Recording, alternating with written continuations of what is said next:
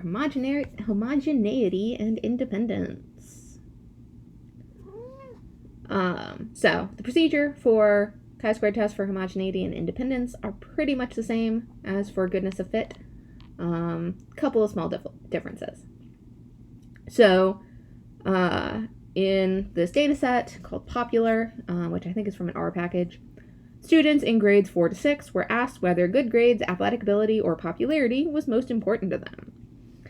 So here's a two-way table, separating students by grade and by choice of most important factor. And we want to know if these data provide evidence to suggest that goals vary by grade.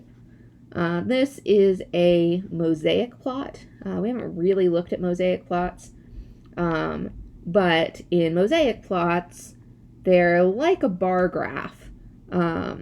So the height of each bar, right, represents the proportion of students in that grade who say that thing is important. So the height of this bar represents the proportion that say sports, of fourth graders who say sports are important.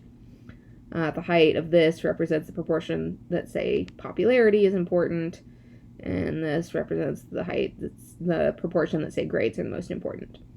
But the width of the bar represents the proportion of fourth, fifth, and sixth graders, respectively, that in the sample. So because this bar is wider than this bar, that means there are more sixth graders than fourth graders.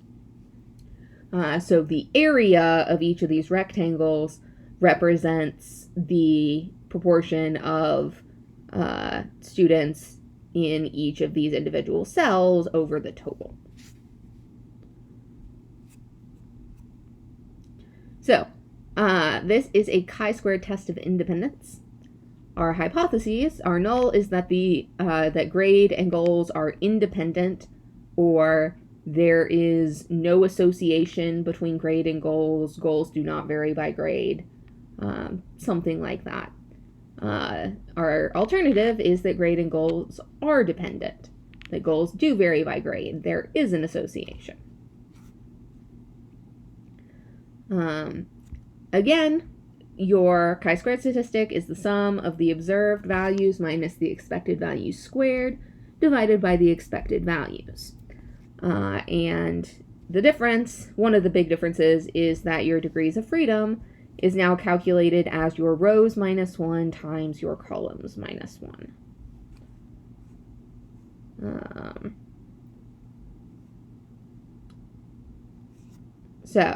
And then your p-value is calculated exactly as the same as with the goodness of fit. It's the area under the chi-squared curve above the calculated test statistic. That is, it's the right-hand tail, the upper tail. So to find the expected counts, you multiply the column total by the row total and divide by the total. So fourth graders who say grades are most important would be 119,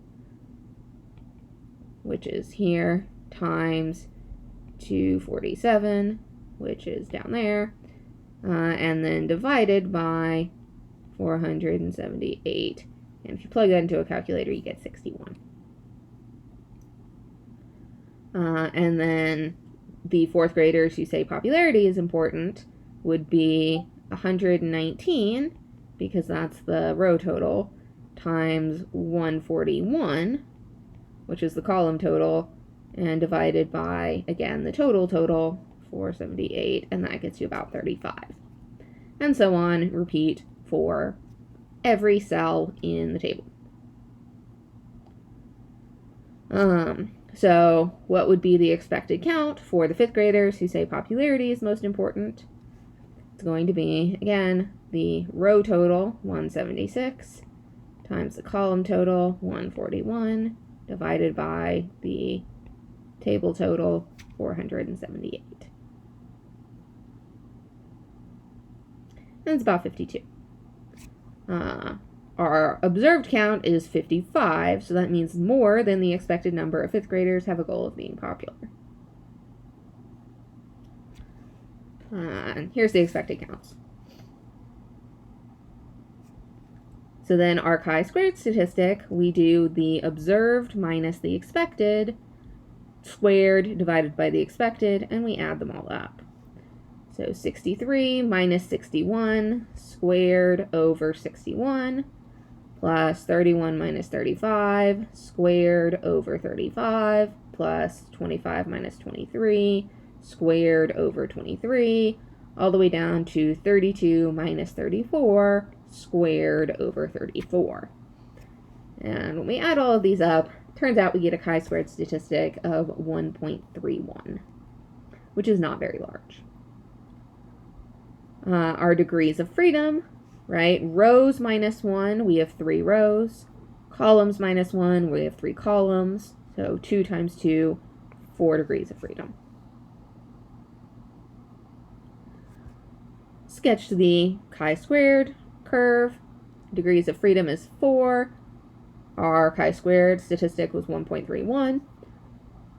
We're looking for the upper tail, as always. This looks like a really large p-value, and in fact is a really large p-value, 0.86. So add an alpha equals 0.05, we would fail to reject the null. The data do not provide convincing evidence that grade and goals are dependent, or we do not have convincing evidence of an association between grade level and goals. It doesn't appear that goals vary by grade. So your conditions, for goodness of fit, you are working with the distribution of proportions of one categorical variable. So one sample, one variable. Your conditions, simple random sample, 10%, and expected counts are all at least 5. That's our large counts condition.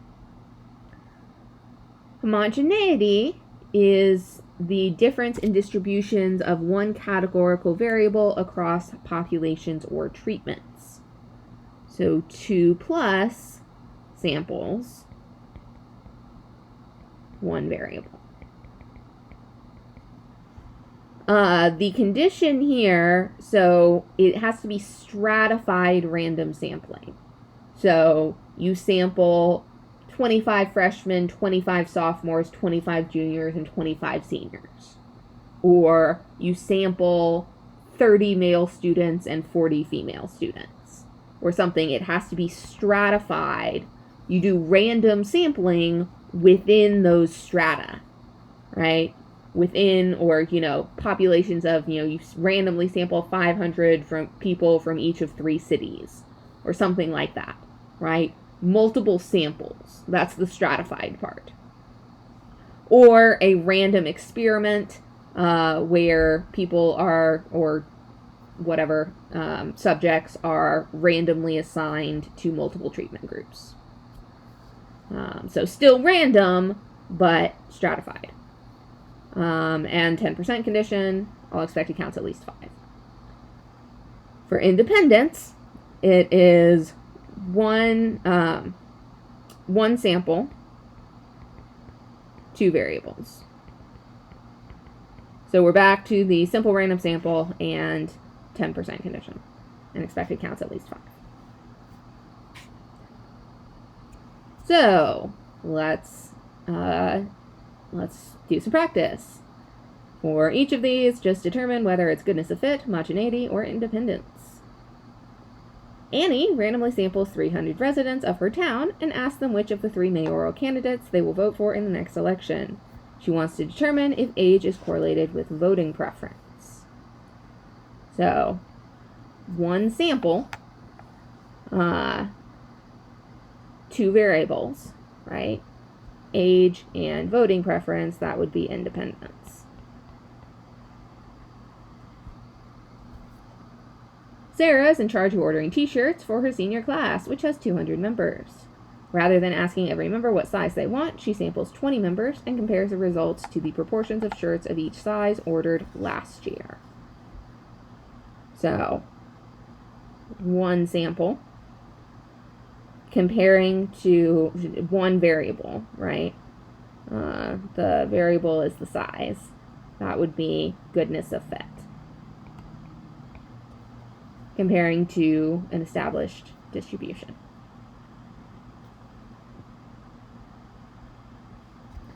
James wants to determine whether people prefer salty or sweet snacks. He thinks gender might affect the answer, so he samples 40 men and 40 women. Stratified sampling.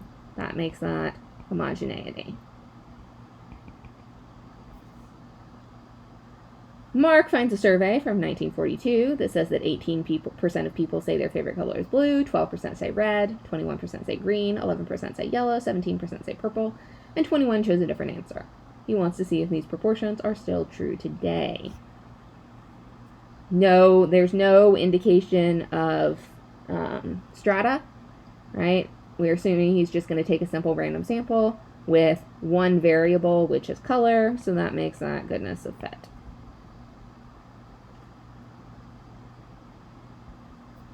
Arthur asked 20 freshmen, 15 sophomores, 30 juniors, and 25 seniors at his school what their favorite social media platform is. That's stratified by grade level, which makes it homogeneity. I can never spell that.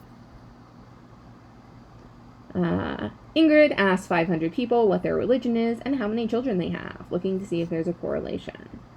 So, one sample, two variables, that would be independence.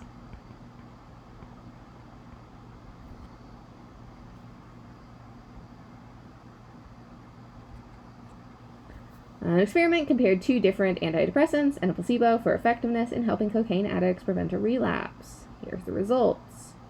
Is this good evidence that the drugs are effective? So first, we want to arrange the data in a two-way table with the counts of the successes and the failures. So it's going to be helpful to do our totals here. And actually, yeah. And then our totals, this would be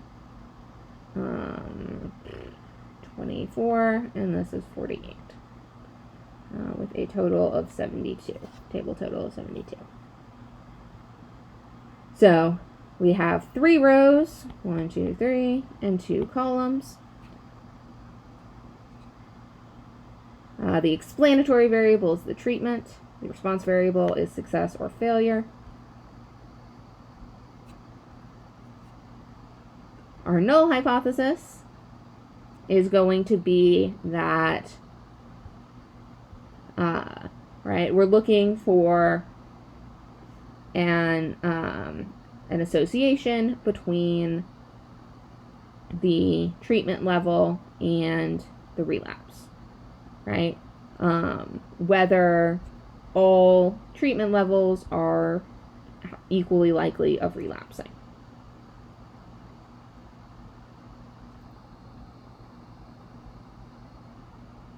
So, our null, we would say that there is no difference in the, let's say, proportion of relapses by treatment level. And the alternative is that there is a difference in the proportion of relapses by treatment level.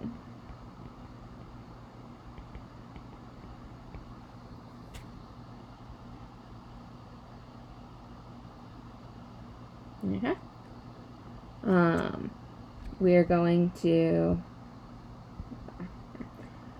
to, right, so 24, 24, 24. and this is 24, and this is 48, and a total of 72. And because all three treatments have the same number of people, that makes our expected counts really easy. So, right, 24 times 24 divided by 72 should be 18, I think. No, not 18, should be 8. Not 18. Did I do that right? Yeah, there we go. Right, so 24 times 24 divided by 72 means that's going to be 8. This next, the lithium and no relapse, is also 24 times 24 over 72. And the placebo and no relapse is also 24 and 24 over 72. And then this is going to be 48 times 24 over 72, which is going to be 16 and 16 and 16. So because we have the same number of totals, we get the same numbers in each row. So our chi-squared, we do the observed minus the expected. So if we were doing the full 4-step procedure, we stated our hypotheses. We should also state our alpha is 0.05. The plan, this is a chi-squared test for, we have random assignment to different treatment levels. That's homogeneity. Chi-square test for homogeneity. Our conditions, we're assuming a random assignment. And maybe it said, I can't remember. Yeah, it doesn't say anything, but we'll assume random assignment. No sampling, so we don't have to check 10%. Large counts.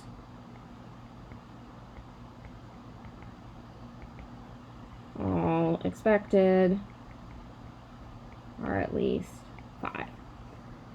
Our smallest expected is 8.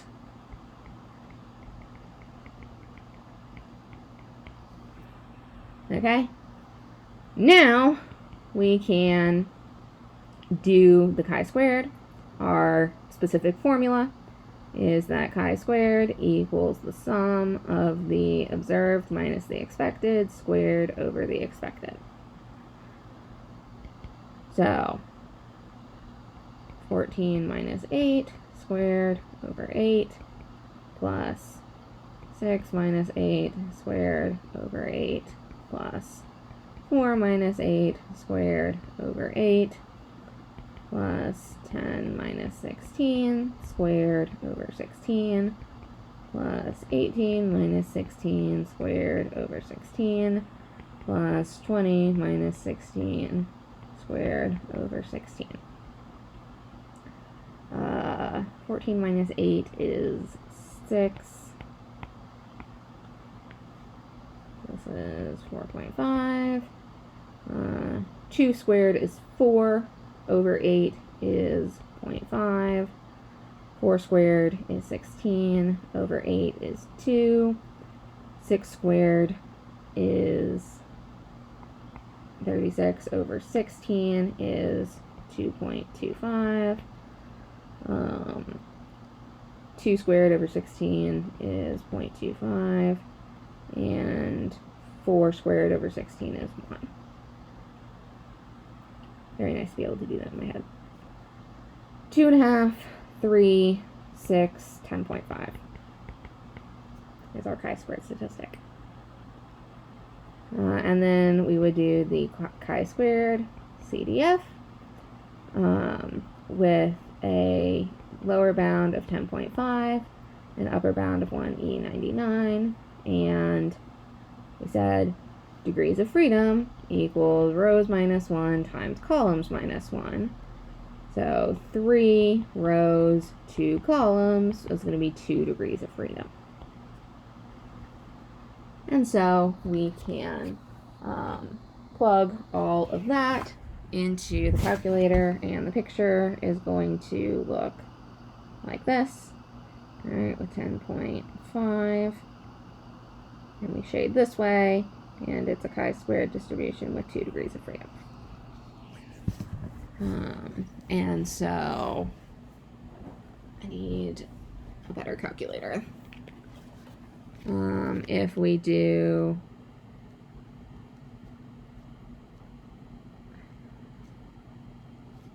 if we go to distributions, chi-squared CDF, 10.5, 1, E99, 2 degrees of freedom, I get 0.005. So that's my p-value.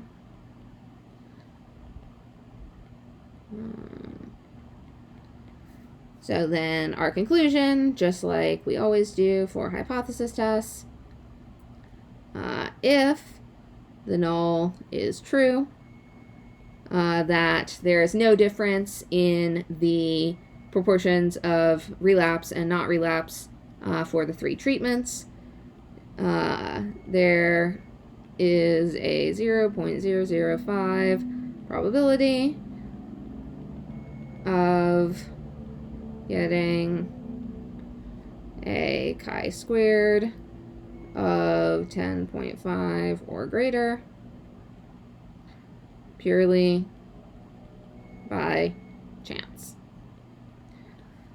Because this 0.005 is less than our alpha of 0.05, we reject the null, and we do have convincing evidence of a difference in the relapses by treatment. Ta-da! And independence works the exact same way, except instead of saying a difference, you would say an association. And I mean, that's your conclusion would also say we do or don't have convincing evidence of an association instead of a difference if we were doing independence. But works the same way. Ta-da! Now you know all you need to know about chi-squared tests.